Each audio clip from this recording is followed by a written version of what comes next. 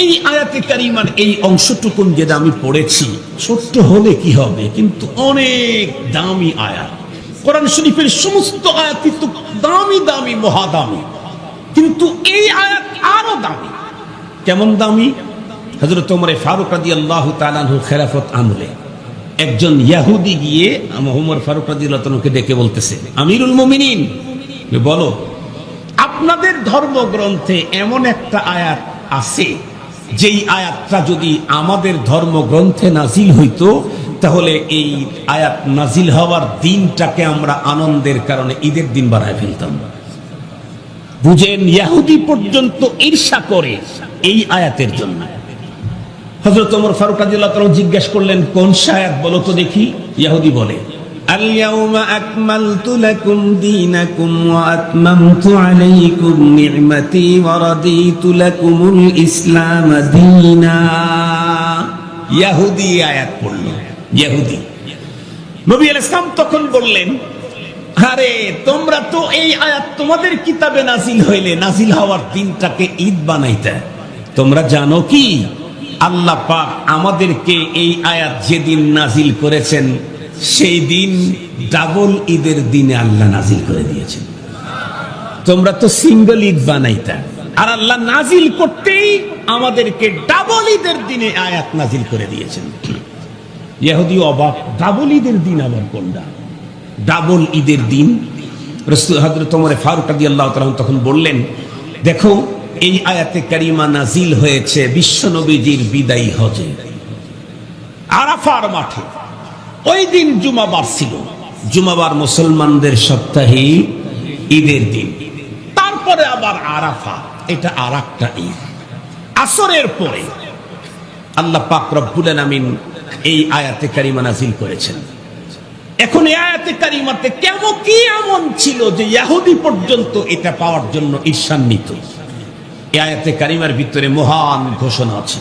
কি ঘোষণা? আল্লাহ বলেন, আল-ইয়াওমা আকমালতু লাকুম দীনাকুম ওয়া আতমামতু আলাইকুম নি'মাতি ওয়া রাদিতু লাকুমুল ইসলাম দীনা। আজকের এই দিন বিশ্বনবীর বিদায়ী হজের আরাফার ময়দানে জুমাবার। আল্লাহ বলেন, আজকের এই দিনে আকমালতু লাকুম দীনাকুম, তোমাদের জন্য তোমাদের দ্বীনকে পরিপূর্ণ করে দিলাম।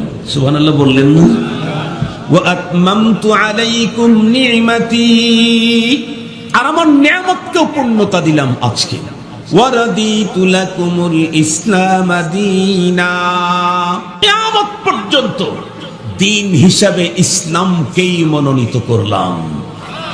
সঙ্গত কারণে ইসলাম ছাড়া অন্য কোন ধর্ম যদি কেউ অন্বেষণ করো, কশিন কালেও তা গ্রহণ হবে না। আল্লাহ বলেন, ইন্নাদ-দীনা ইনদাল্লাহিল ইসলাম, দ্বীন হিসাবে একটাই, সেটা হলো ইসলাম।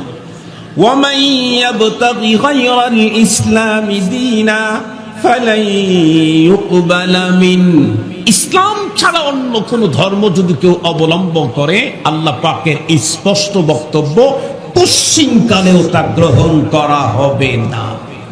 এখন আসেন, আল্লাহ পাক আজকে ঘোষণা দিলেন, আজকের এই দিনে তোমাদের দ্বীন ইসলামকে পূর্ণতা দিয়ে দিলাম। এখন প্রশ্ন আসতে পারে, হুজুর তাহলে কি এতদিন পর্যন্ত ইসলাম পূর্ণতা ছিল না?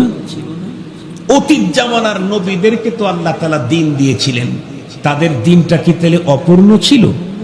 এমন প্রশ্ন যদি করেন, তাহলে আমরা দুইটা কথা আপনাদেরকে মনে রাখতে হবে। এক নাম্বার কথা হলো, সমস্ত নবীগণের ধর্ম ছিল একটা, তার নাম ইসলাম। তবে সমস্ত নবীগণের ধর্মের আইন শরীয়ত এক রকমের ছিল না, সংবিধান এক রকমের ছিল না। ধর্মের শরীয়ত, সংবিধানকে আরবিতে শরীয়ত বলা হয়। সমস্ত নবীদের ধর্ম একটা, ইসলাম, কিন্তু সমস্ত নবীদের ধর্মের সংবিধান এক রকমের ছিল না। বরং কোন নবীকে বিপরীতমুখী শরীয়ত দেওয়া হয়েছে, একজনের ইফরাত আর একজনের তাফরিত। সহজে একটা কথা বললেই বুঝবেন, হযরত আদম আলাইহিস সালামের ইসলামের যে শরীয়ত ছিল, বিধান ছিল, সেখানে আপন বোনকে বিবাহ, কথা বলেন না কেন, বৈধ ছিল। আমাদের শরীয়তে বিলকুল হারাম। তাহলে ওই শরীয়ত আর এই শরীয়ত, ধর্ম কিন্তু একটাই ইসলাম, কিন্তু সেই সময়ের ইসলামের সংবিধান আপন বোন বিবাহ বৈধ ছিল। আমাদের শরীয়তে যেটা আসছে, আপন বোন বিবাহ অবৈধ। ধরে রাখতে হবে, সমস্ত নবীদের শরীয়ত একরকম ছিল না, তবে সমস্ত নবীদের শরীয়ত ছিল পূর্ণ। অপূর্ণ নাকেস শরীয়ত কাউকে দেওয়া হয়নি। আমাদেরকে যেটা দেওয়া হয়েছে সেটা হলো পরিপূর্ণ। সুবহানাল্লাহ বলবেন কি? ইহুদি কেন ঈর্ষান্বিত? ইহুদি আয়াতের কারণে কেন ঈর্ষান্বিত? কারণ পরিপূর্ণ শরীয়ত শুধুই আমাদেরকেই দেওয়া হয়েছে, মুহাম্মদুর রাসূলুল্লাহ সাল্লাল্লাহু আলাইহি ওয়াসাল্লাম। এই কারণেই যেহেতু আমাদের শরীয়ত ইসলাম হলো পরিপূর্ণ, পূর্ণতার পরে বন্ধুরা আমার পূর্ণতার একটা অপশন থেকে যায়, তার নাম হলো পরিপূর্ণ। কিন্তু পরিপূর্ণতার পরে পূর্ণতার আর কোনো অপশন বন্ধুরা আমার থাকে না।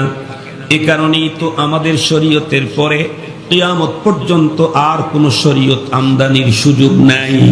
এমনকি পুরাতন একজন পয়গম্বর আমাদের ভিতরে আগমন করবেন, হযরতে ঈসা আলাইহিস সালাম। আল্লাহ পাক রব্বুল আলামিন যাকে হাজার হাজার বছর ধরে বন্ধুরা আমার হাজার বছর ধরে আসমানে জিন্দা অবস্থায় রেখে দিয়েছেন, উনি বন্ধুরা আমার পূর্বে কিয়ামত দুনিয়াতে আগমন করবেন। ওনার নিজস্ব কিতাব ছিল, ওনার নিজস্ব শরীয়ত ছিল, কিন্তু যেহেতু আল্লাহ পাক ঘোষণা দিয়েছেন আল ইয়াউমা আকমালতু লাকুম দীনাকুম ওয়া আতমামতু আলাইকুম নি'মাতি ওয়া রাদিতু লাকুমুল ইসলাম দীনা, এই কারণে হযরতে ঈসা পয়গম্বর দুনিয়াতে যখন আগমন করবেন তখন উনি ওনার কিতাবের কোনো আইন তানফিজ করতে পারবেন না। ওনার শরীয়তের কোনো বিধান বন্ধুরা আমার এই জমিনের ভিতরে তানফিজ চালাইতে পারবেন না। ওনাকেও মানতে হবে মুহাম্মদুর রাসূলুল্লাহ সাল্লাল্লাহু আলাইহি ওয়াসাল্লামের দ্বীনকে, শরীয়তকে। কেন? কারণ আমার পয়গম্বরকে আল্লাহ পাক রব্বুল আলামিন দ্বীন পরিপূর্ণ করে দিয়েছেন। অন্য কোনো কিছু এই জায়গার ভিতরে ঢুকানোর সুযোগই নাই। মুসলমান এখান থেকে একটা জিনিস বুঝতে হবে, অতীত পয়গম্বরের ভিতরে নাম করা নবীদের ভিতরে একজন, সবচেয়ে বড় কিতাব যে চারজনকে দেওয়া হয়েছিল তার ভিতরে অন্যতম একজন হযরত ঈসা পয়গম্বর। বড় কিতাব তাকে দেওয়া হয়েছে। সেই নবী এই দুনিয়াতে আগমন করলে যদি ওনার নবুয়ত আর শরীয়ত চালাইতে যদি না পারেন, তাহলে দুনিয়াতে নতুন কোন নবীর আগমনের কোন সম্ভাবনাই থাকতে পারে না।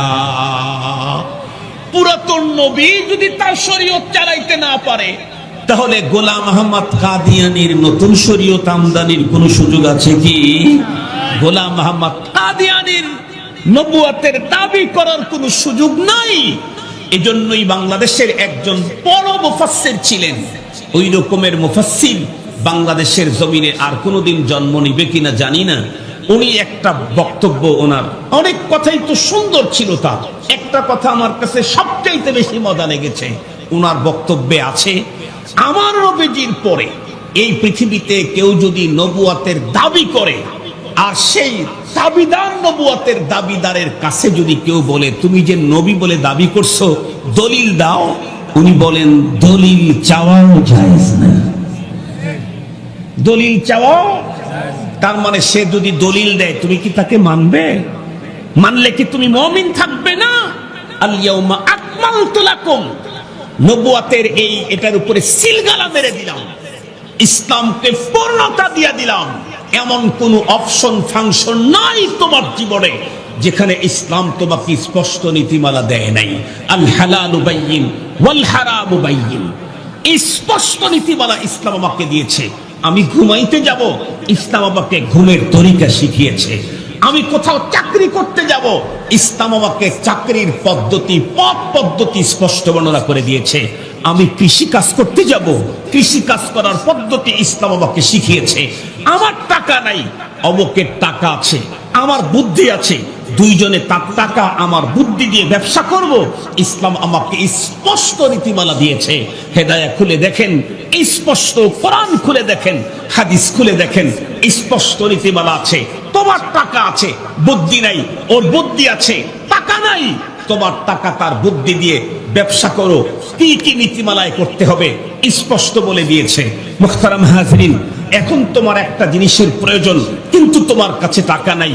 যখন টাকা হয় তখন তুমি তাকে টাকা দিবে, এখন তুমি কিনবে। তার মানে বাকি কিনতে চাইলে কোন পদ্ধতিতে কিনতে হবে ইসলাম সে নীতিমালা আমাকে দিয়েছে। বিয়ে করতে চাও তুমি, কোন জাতীয় নারীকে তুমি বিয়ে করবা ইসলাম সে নীতিমালা দিয়েছে। বনি বলা হচ্ছে না স্ত্রীর সাথে, কোন পর্যায় পর্যন্ত যাওয়ার পরে তুমি তোমার স্ত্রীকে তালাক দিতে পারবা। তালাক দিতে চাইলে কোন কোন পদ্ধতিতে তালাক দিতে পারবা। স্ত্রী সে তালাক নিজের উপরে নিতে পারে কিনা, নাকি শুধুই স্বামী তালাক দিতে পারে, সব ব্যাপারে স্পষ্ট নীতিমালা ইসলাম আর শরীয়ত ইসলাম আমাকে দিয়েছে। আমি ছাগল পালতে যাব, আমি ব্যবসায়ী করি, গরু কিনি আর বিক্রি করি, সেই ক্ষেত্রে আমি গরুর দুধ দোহানো বন্ধ করে তার স্তনের ভিতরে দুধ বাড়ায়া বড় করে তার স্তনটা দেখায়া বিক্রি করার অনুমতি আছে না নাই, সে বিষয়ে ইসলাম আমাকে অনুমতি দিয়েছে, স্পষ্ট নীতিমালা বলে দিয়েছে। এমনকি আল্লাহ পাক আমাকে আমার ঘরের গরু, ছাগল, ভেড়া, মহিষ, মুরগি এগুলা জব করে এর গোশত, এর কলিজা, এর ফোপড়া আমাকে খাবার আল্লাহ তাআলা অনুমতি দিয়েছেন। কিন্তু জব করতে গেলে কি জাতীয় তরবারি দিয়ে জব করতে হবে সে নীতিমালা বলে দিয়েছেন। ইসলাম আমাকে নীতিমালা দেয় নাই কোথায়?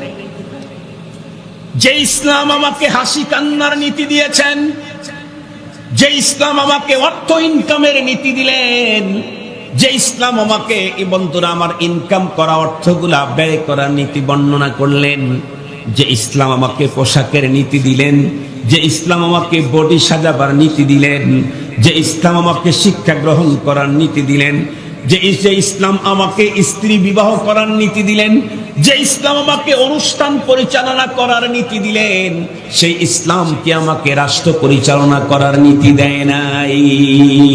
যেহেতু ইসলাম আমাকে রাষ্ট্র পরিচালনা করার নীতি দিয়েছে, আর সাথে সাথে আল্লাহ পাক রব্বুল আলামিন এই কথাও বলে দিয়েছেন, ইয়া আইয়ুহাল্লাযীনা আমানু দুখুলু ফিস সিলমি কাফা, ও ঈমানদার তুমি 100% ইসলামের ভিতরে ঢুকে যাও।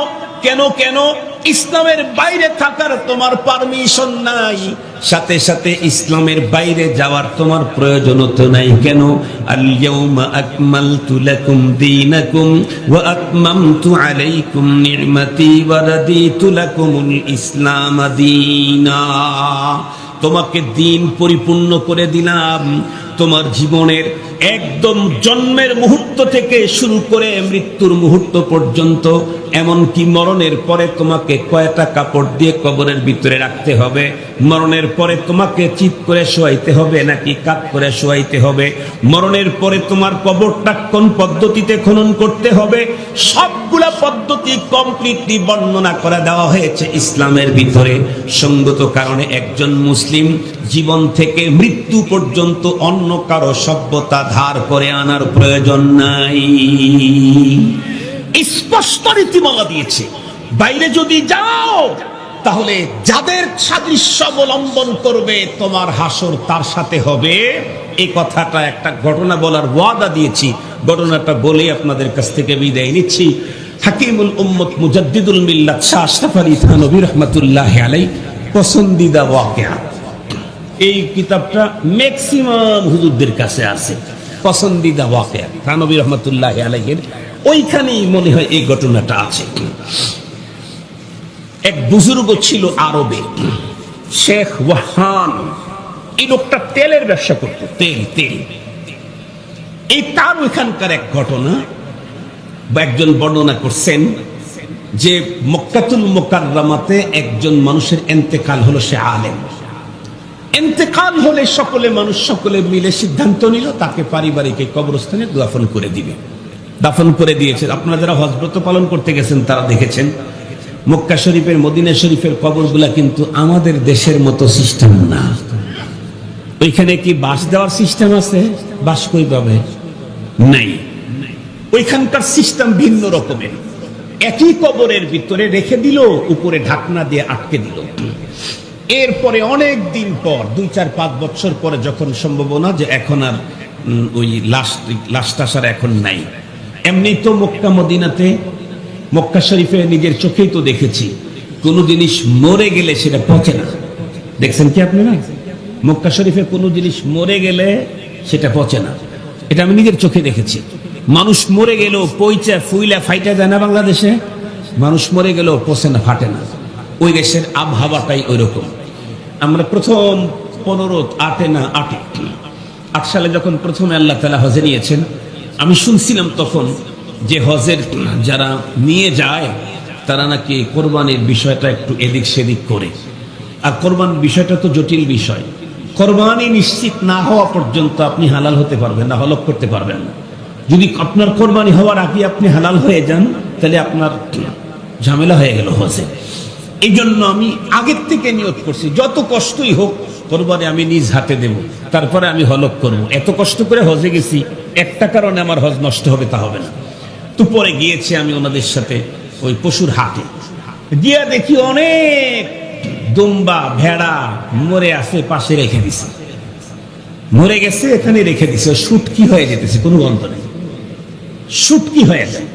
আপনি মক্কা মদিনায় গিয়ে দেখেন, মক্কা শরীফে আপনি গোসল করছেন, খুব দ্রুত হারামে গিয়ে নামাজ পড়বেন। এখন এটা বিছায় দিতে গেলে দোতলায় উঠতে হবে, মক্তলায় উঠতে হবে, টাইম নেই। এই জন্য শুধু একটু চিপা রাইখে দিচ্ছেন। হারাম থেকে নামাজ পড়ে এসে দেখবেন বিছায় দেওয়ার দরকার নাই, ওই অবস্থায় শুকায় গেছে। ওই আবহাওয়াটাই ওরকম ওদেশের। তো আলেমের লাশ ওখানে মাটি দিয়েছে, কয়েক বছর পর তার ফ্যামিলির আর একজন মেয়ে মানুষ ইন্তেকাল করছে। সবাই সিদ্ধান্ত নিল ওই আলেমের লাশ তো এখন ভিতরে হয়তো 2-4টা হাড্ডি গুড্ডি পাওয়া যাবে, আর কিছু পাওয়া যাবে না, তো তার কবরের ভিতরে মেয়েটার লাশটাকে দাফন করা হোক। কিন্তু আজীব ইত্তেফাক, হজের মৌসুম ছিল, আজীব ইত্তেফাক, মেয়েটার লাশটাকে সব কমপ্লিট কাফন টাফন পরায় যখন ওখানে গেছে, যাওয়ার পরে যখন ঢাকনাটা সরাইছে, সরানোর পর দেখতেছে আল্লাহ কি কারবার, মাত্র কিছুক্ষণ পূর্বে মনে হয় একটা লাশ এখানে রেখে গেছে। অথচ পারিবারিক কবরস্থানে তো যে কেউ আসবে না, অবাক কই। এরপরে আরো আশ্চর্য হলো, লাশের শরীরে যে কাফনের কাপড় আছে এটা মুসলিমদের কাফনের কাপড়ের মতো না। আরো আশ্চর্য বিষয় হলো, দেখি তো লাশটা কেমন, কে রাখলো। যখন চেহারাটা খুলতে গেছে, চেহারাটা খোলার পরে দেখতেছে এটা আরবের কোনো মানুষই না। মালয়েশিয়ার মানুষের চেহারা দেখলে বোঝা যায় না, ইন্দোনেশিয়ার নাক দেখলে বোঝা যায় না, কথা বলেন না কেন? নাইজেরিয়া কালার দেখলেই বোঝা যায়। বাংলাদেশ হলো ভ্যারাইটিস, এখানে মালয়েশিয়া আছে, ইন্দোনেশিয়া আছে, সৌদি আরব আছে, পাকিস্তান আছে, আবার নাইজেরিয়াও আছে, কথা বলেন না কেন? আপনাদের এই থানাতেই তো সব রঙের মানুষ মনে হয় আছে। নাইজেরিয়া নাই আছে, হয়তো উচ্চতায় অত বড় না, কিন্তু কালার তো ঠিক আছে। আবার পাকিস্তানও আছে, একেবারে সুন্দর, সৌদি আরবও আছে, মিশরও আছে। বাংলাদেশ হলো ভ্যারাইটিস, কিন্তু অন্য অন্য দেশের মানুষের চেহারা কিন্তু সেম সেম, মনে হয় ওটাই দেখলাম, এরকম চেহারাতে দেখে এটা কোন আরবের মানুষ না। অবাক হয়ে গেল, কে এখানে লাশ রাখলো? পুরা হজের মৌসুম ছিল, তখন তো এত হাজি ছিল না, হজের মৌসুম ছিল। রবটা বলেন তো দেখি, এই জাতীয় খবর সাংবাদিক লাগে নাকি? বাতাসে আগে আগে যায়, পুরা হুলস্থুল শুরু হয়ে গেল। হজের মৌসুম, ইউরোপ থেকে একজন হাজি গেছে হজ করতে, উনি শুনছেন এই কারবার, তার দিলের ভিতরে তখন ধাক্কা লাগছে। কেনটা একটু পরে শোনেন। উনি দৌড়ায় গেছেন, অনেক মানুষের ভিড়, সকলের ভিড় সেট করে ভিতরে ঢুকলেন, এক নজর তাকায় দেখলেন, আরো আশ্চর্য হলো, ওই জায়গাতে যে লাশটা রাখা আছে সেই লাশটা একজন মহিলা মানুষ, ওনারা দাফন করছেন পুরুষ। ইউরোপের হাজি, হাজার হাজার মানুষের ভিড় ছেদ করে কবরের পাশে গিয়ে এক নজর তাকাবার পরে ডেকে বললেন, আপনারা শান্ত হন, এই কবরের খবর আমার কাছে আছে। সকলেই চিন্তা করলো, না জানি এই লোকে কাজ করছে, এখানে তারে দাফন করছে। উনি তখন তার ভাষায় বললেন, না আমি দাফন করি নাই, বরং এই মেয়েটা এখানকার না, এই মেয়েটা হলো ইউরোপের একটা সম্ভ্রান্ত পরিবারের খ্রিস্টানের মেয়ে। এখন আরো প্রশ্ন বন্ধুরা আমার লেগে গেল, খ্রিস্টানের মেয়ের লাশ এখানে কেমনে এলো? সে তখন উত্তর করলো, শোনো, আমি এই খ্রিস্টানের বাসার ভিতরে কাজ করতাম, আমার আখলাক আর চরিত্র দেখে আমার ওই মহাজনের মেয়ে, অনেক বড় ধনী সম্পদশালীর মেয়ে, সে একটা পর্যায়ে আমার প্রতি তার দুর্বলতা তৈরি হয়। একটা পর্যায়ে আমাকে ডেকে বলে, তুমি কোন ধর্মের মানুষ? সকল কাজের মানুষের মধ্যে তোমার চরিত্র চলাফেরা ভিন্ন রকমের। উনি বলেন, সুযোগ পেয়ে তখন আমি তাকে তাওহীদ আর ইসলামের দাওয়াত লাগায়া দেই। সুযোগ যেহেতু পেয়েছি, দাওয়াতটা দিয়ে দিলাম। সে আমার কাছে ইসলামের সৌন্দর্য জানতে চায়, মাহাসিনে ইসলাম।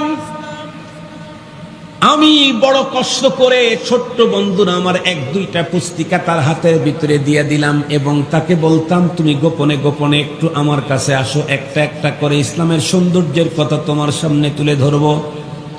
রপ্তা রপ্তা চলতে চলতে একটা পর্যায়ে তার অন্তরের ভিতরে ইসলামের এমন বড় মুহাব্বত জমে গেল, বিশ্বনবী বিশ্বমানব মুহাম্মাদুর রাসূলুল্লাহ সাল্লাল্লাহু আলাইহি ওয়াসাল্লামের প্রতি না দেখে শুধুমাত্র শুনেই এমন আবেগ তৈরি হলো। একটা পর্যায়ে এসে আমাকে দেখে বলে, ও আল্লাহর বান্দা, আমাকে কালিমা পড়ায় মুসলমান বানাও। আমি বললাম, বোন, তোমাকে মুসলমান বানানোর সংবাদ তোমার ফ্যামিলির লোকেরা জানলে আমাকে জিন্দা কবর দিয়ে দিবে। ও বলে, আমি কাউকে বলবো না, তুমি আমাকে মুসলমান বানাও। একটা পর্যায়ে তাকে আমি কালেমা শাহাদত পড়ায় মুসলমান বানায়া দিলাম। আর ডেকে বললাম, বোন, খবরদার তুমি তোমার ইসলামের কথা প্রকাশ করো না। যদি কখনো প্রকাশ করতেই যাও, তার আগে আমাকে সিগন্যাল দিলে আমি তোমার বাবার বাড়ি রেখে আমি আমার দেশে এলাকায় চলে যাব। চলতে চলতে হঠাৎ করে মেয়েটি এক সময় অসুস্থ হয়ে পড়ল। আকস্মিক রোগের সঙ্গে সঙ্গে চিকিৎসা করার সুযোগ হলো না, মৃত্যুবরণ করলো। মেয়েটি যখন মারা গেল, আমার দিল তো বলতেছে, রসুলের আশেক ইসলামের একজন সৈনিক নারীকে কখনো ইহুদিদের তরিকায় কবরস্থ করা যায় না। দিল আমার পাগল, কিন্তু বলার সাহস তো নাই। বলতে গেলে আমাকে জিন্দা কবর দিয়ে দিবে। এক পর্যায়ে শুধুই চোখের পানি ছাড়তেছিলাম, আল্লাহর কাছে বলতেছিলাম, আয় আল্লাহ, এই মেয়ের ঈমান সম্পর্কে পৃথিবীর কেউ না জানলে তোমার তো অজানা নাই। একটা পর্যায়ে তার আপনজন আমাকে সঙ্গে করেই তাদের কবরস্থানের ভিতরে তাদের তরিকায় দাফন করার জন্য নিয়ে গেল। শুধুই চোখের পানি দিয়ে মুসলিম নারীটাকে আমি ইহুদিদের তরিকায় ইহুদিদের কবরস্থানের ভিতরে দাফন কাজে সহযোগিতা করলাম। এর কিছুদিন পর আমার দিলটা ভেঙে গেল। আমি ওইখানে কাজ করা বন্ধ করে দিয়ে আমি আমার এলাকায় চলে গেলাম, ভিন্ন কাজে আমি মনোনিবেশ দিলাম। এক পর্যায়ে আল্লাহ আমাকে সম্পদের মালিক বানালেন। আমি এইবার হজ করতে আসছি। আসার পরে এই ঘটনা শুনলাম, তাই আমি দৌড়ে এসেছিলাম। সমস্ত লোকেরা তখন উত্তর করলো, বুঝে এসেছে এই ইউরোপী খ্রিস্টান ঘরের মহিলাটা এই জায়গা মুকাদ্দাস জমিন মক্কাতুল মুকাররমাতে ট্রান্সফার হওয়ার কারণ হলো ওর অন্তরের ভিতরে আল্লাহর প্রতি ঈমান আর পয়গম্বরের মহব্বত আর ভালোবাসা। খ্রিস্টানের ঘরে থাকলেও দিলে ছিল ঈমান, পয়গম্বরের প্রতি মুহাব্বতের কারণে রব তাকে মাটির ভিতরে দিতেই রব তাকে ইহুদিদের জমিন থেকে মুকাদ্দাস জমিন মক্কাতে ট্রান্সফার করে দিয়েছেন। কিন্তু সবার প্রশ্ন হলো, আলেম গেল কই? আলেমের লাশ কই? এখন কি করবে? আলেমের লাশ গবেষণা শুরু হলো। একটা পর্যায়ে লোকেরা ডেকে বলল, এই লোকটাকেই বলা হবে। সে যখন তার দেশে যাবে, মেয়েকে যেই গর্তের ভিতরে ঢুকিয়ে রেখেছিল সেই গর্তটা খনন করে দেখবে সেখানে কোনো আলেমের এই আলেমের লাশ পাওয়া যায় কিনা। হতে পারে, কারণ ওকে যেহেতু এখানে ট্রান্সফার করা হয়েছে, একে ওখানে দেওয়াটাই স্বাভাবিক। একটা পর্যায়ে তাই করা হলো, তাকে বলে দেওয়া হলো। তখন তো আর মোবাইলের সিস্টেম ছিল না, টেলিফোন সিস্টেম ছিল না। উনি চলে আসলেন। দেশে এসে গিয়ে বলবে যে তাদেরকে প্রভাবশালী ইহুদি ফ্যামিলি, না জানি আবার কি হয়। ততক্ষণে ওরও প্রভাব কম না, ওরও আল্লাহ তাআলা অনেক টাকা পয়সা দিয়েছে। একটা পর্যায়ে একদিন জমজমের পানি টানি নিয়েই গেছে। আমাদের দেশের হিন্দুদেরকে জমজমের পানি দিলে খাবে না? কথা বলেন না কেন? খাবে না? আমাদের দেশের হিন্দুদেরকে যদি আপনি উন্নত মানের খেজুর দেন, খাবে না? অনেকে তো গোপনে গোপনে গরুর গোশত খাইয়ে দিতেন। খায় না? খায় না? অনেকেই খায়। তুই চিন্তা করলো যে এটা পানি নিয়ে যাচ্ছে, এটা ধর্মের কিছু নেই, তো পানি টানি নিয়ে গেছে। নিয়ে যায় বলছে, ভাই আমি তো হজ করে আসলাম। ও তাই নাকি?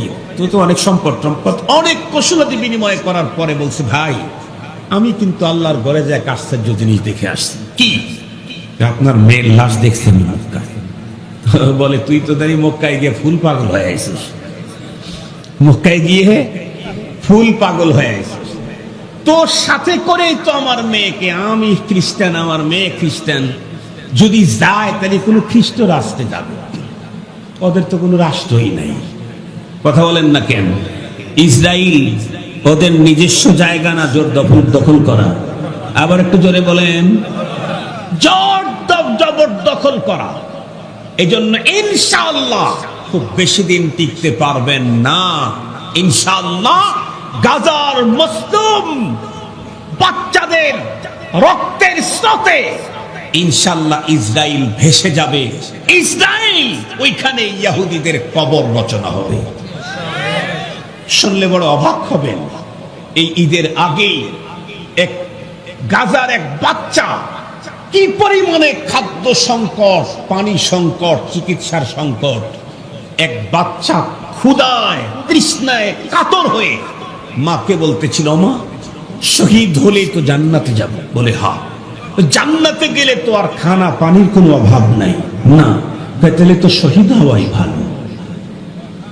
দুইটা জিনিস, একটা হলো কি পরিমাণে ক্ষুধা, কি পরিমাণে তৃষ্ণা, যে ছোট্ট বাচ্চাও শহীদ হতে চায় ক্ষুধার জ্বালায়, ক্ষুধার জ্বালায়। আলহামদুলিল্লাহ, আমি আমার মসজিদে বলার পরে সাথে সাথে মুসল্লিরা টাকা দিয়েছে, বেশ টাকা হয়েছে। আমাদের হাফিজি চ্যারিটেবল সোসাইটির চেয়ারম্যান মামুনুল হক সাহেবের বড় ভাই মাহফুজ সাহেব হুজুর লক্ষ লক্ষ টাকা আলহামদুলিল্লাহ গাজাতে পাঠানো হচ্ছে। আমার কাছে আলহামদুলিল্লাহ বেশ টাকা জমা হয়েছে। আমি ঢাকাতে যাব 4 তারিখে, 6, 7 তারিখ, 8 তারিখে ইনশাআল্লাহ টাকা ট্রান্সফার করে দিয়ে দেব। আমার তখন মনে হয়েছে, সত্যি যদি গাজাবাসীর জন্য কিছু পাঠাইতে না পারি, আল্লাহর আদালতে দাঁড়ানোর কোনো চান্সই পাবো না। কথা বলেন, কি পরিমাণে ক্ষুধা আর তৃষ্ণা হলে বাচ্চা শহীদ হতে চায়। কেন? জান্নাতে তো খাবার আর পানির কোনো অভাব নাই মা, তাহলে জান্নাতেই যাই। ইনশাআল্লাহ এই মাসুম বাচ্চাদের রক্তস্রোতে বিশ্বের সবচাইতে ভয়ঙ্কর খুনি ইসরায়েল ইনশাআল্লাহ নিপাত যাবেই যাবে, এবং ইহুদিদের কবর রচনা হবে ইসরায়েলি ইনশাআল্লাহ। আপনারা দোয়া করেন, আফগানিস্তানের ছাত্ররা, সিরিয়ার মুজাহিদরা একত্র হচ্ছে সামনের দিকে অগ্রসর হওয়ার জন্য। আমাদেরও মনে হচ্ছে তাদের হাত ধরে আল্লাহর জমিনে ইসলামের পতাকা দুনিয়াতে উঠতে থাকবে ইনশাআল্লাহ। মুহতারাম হাজিরিন, এটা একটা প্রাসঙ্গিক কথা বললাম। ও বলতেছে, তুই তো সাথে থেকে কাজগুলি করছিস। তো বলতেছে, ভাই আমি তো যুক্তি তর্ক কিছু বলতে চাই না, তবে যদি আপনি রাজি হন চলেন যে একটু খনন করে জায়গাটা দেখলেই তো সব শেষ। কৌতূহল জাগছে। বলে, কি হইতে পারে এমন? না, এটা হইতেই পারে না, কবর দিলাম এখানে, নিজ দিয়ে কেমনে যাব? পরে আসছে কৌতূহল জানার জন্য। আসার পরে তার গর্ত যখন খনন করছে, তাকে যেখানে কবর দিয়েছিল, সত্যি খনন করার পরে দেখে ওর ভিতরে একটা তরতাজা একটা লাশ। কাপড় সব ঠিক আছে, এবং কাফনগুলি হিন্দু খ্রিস্টানদের মতো না। এরপরে মুখ খোলার পরে দেখে সত্যিকারে দাড়িওয়ালা একজন আলেম মানুষ। ওখানে বলে দিয়েছিল যে এমন এমন নাক, এমন মুখ, এমন চেহারা।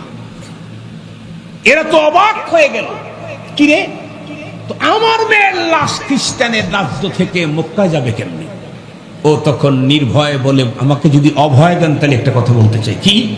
আপনার মেয়ে কিন্তু গোপনে গোপনে আমার কাছে কালিমা পড়ে মুসলমান হয়েছিল। খ্রিস্টান তো ওদের পিতামাতা জড়া ধরে তখন ওই লোকটাকে কান্না করে, আমার মেয়ে গোপনে গোপনে মুসলিম হয়েছিল, তো বললি না কেন? তাহলে তো আমরা এভাবে তাকে পুঁতে রাখতাম। তখন তো অবস্থা অন্যরকম। খবর পাঠানো হলো মক্কায়। মক্কার আলেমদের কাছে যখন মেসেজ চলে গেল, সত্যি তো মক্কার এই আলেমের লাশ পাওয়া গেছে হলো ইউরোপের খ্রিস্টানের কবরস্থানের ভিতরে। এখন অনুসন্ধান শুরু হলো। এমনটি কেন হলো? মহিলার লাশ এখানে, এটা বোঝা গেল ইসলাম আর রাসূল প্রেমের কারণে। কিন্তু আলেমের লাশটা কেন মুকদ্দাস জমিন থেকে আল্লাহ পাক রব্বুল আলামিন খ্রিস্টানের রাজ্যে পাঠায়া দিলেন? খ্রিস্টানদের কবরস্থানে কেন? খুব বেশি বন্ধুরা আমার অনুসন্ধান চালালো। 100 জনকে জিজ্ঞাসা করলে 100 জন লোক উত্তর দেয়, আমাদের অঞ্চলে এর চাইতে বড় দিনদার, বড় সুন্দর মানুষ আমরা কোনোদিন দেখি নাই। সবাই যখন ভালো রিপোর্ট দেয়, না না, কোনো না কোনো জায়গায় প্রবলেম না থাকলে তো এমন হওয়ার কথা না। শেষ পর্যন্ত তার স্ত্রীর কাছে যাওয়া হলো। স্ত্রীকে ওলামায়ে কেরাম জিজ্ঞাসা করলো, বোন তুমি সত্যিকারে বলো তো দেখি, তোমার স্বামীর ব্যাপারে কোনো রিপোর্ট আছে নাকি? মেয়েটি তখন কান্না করে ডেকে বলে, কি আর বলবো, আমার স্বামীর মতো এমন দিনদার স্বামী মক্কাতে অন্য কারো আছে বলে আমি বিশ্বাস করি না। অনেকেই নামাজ রোজাতে দিনদার, কিন্তু আচার আচরণ ভালো না। অনেকের আচার আচরণ কথাবার্তা বড় চমৎকার, কিন্তু লেনদেন বড় ভয়ঙ্কর। আছে না নাই? কথায় ফেরেশতার মতো লেনদেন, ইবলিসের চাইতেও খারাপ। অনেকের কথা বড় সুন্দর, কিন্তু কাজ ভয়ঙ্কর। আমার স্বামী এই জাতীয় ছিল না। আমার হক হুকুক আদায় করতে কিঞ্চিত পরিমাণে কখনো এদিক সেদিক করে নাই। উলামায়ে কেরাম ডেকে বলে, যাই বলো, এ পর্যন্ত সমস্ত মানুষ এই জাতীয় রিপোর্টই দিয়েছে, কিন্তু তাই যদি হয় তাহলে তোমার স্বামীকে দাফন করা হলো মুকদ্দাস মক্কার জমিনে, সেখান থেকে তার লাশ রব্বে কারীম জমিনের ভিতর দিয়ে ইহুদিদের কবরস্থানে পাঠায়া দিল কেন? উনি তখন কেড়ে কেড়ে বললেন, শুধু একটা কথা আমার মনে পড়ে। বলে কি? আমার স্বামী 5 ওয়াক্ত নামাজ জামাতের সাথে হারামের ভিতরে পড়তেন। আওয়াবিন তাহাজ্জুদ ইশরা কোনটাই তার বন্ধ ছিল না, সবকিছুতেই উনি 100 ছিলেন। শুধু একটা কথা আমার বারবার উকি মারতেছে আমার মস্তিষ্কের ভিতরে, কি? স্বামী স্ত্রী বিশেষ সাক্ষাতের পরে প্রচন্ড শীতের দিনে যখন গোসল করতে যাইতাম, স্বামী আমার তখন গোসল করত আর ডেকে বলতো যে ইসলামের এই পদ্ধতিটা আমার কাছে চয়েস হয় না, এর চাইতে খ্রিস্টানদের পদ্ধতিটাই ভালো। খ্রিস্টানদের ধর্মের ভিতরে স্বামী স্ত্রী বিশেষ সাক্ষাতের কারণে কোনো গোসল ফরজ হয় না। খুব ভালো করে বুঝবেন, যতদূর পর্যন্ত মাইকের আওয়াজ যায়, এই আল্লাহর বান্দা আমল কি খ্রিস্টানদের তরিকায় করছে না ইসলামের তরিকায় করেছে? আমল কিন্তু ইসলামের তরিকায় করেছে। স্ত্রী সহবাসের পরে গোসল করতে গেছে, বাট গোসলখানায় গিয়ে ইসলাম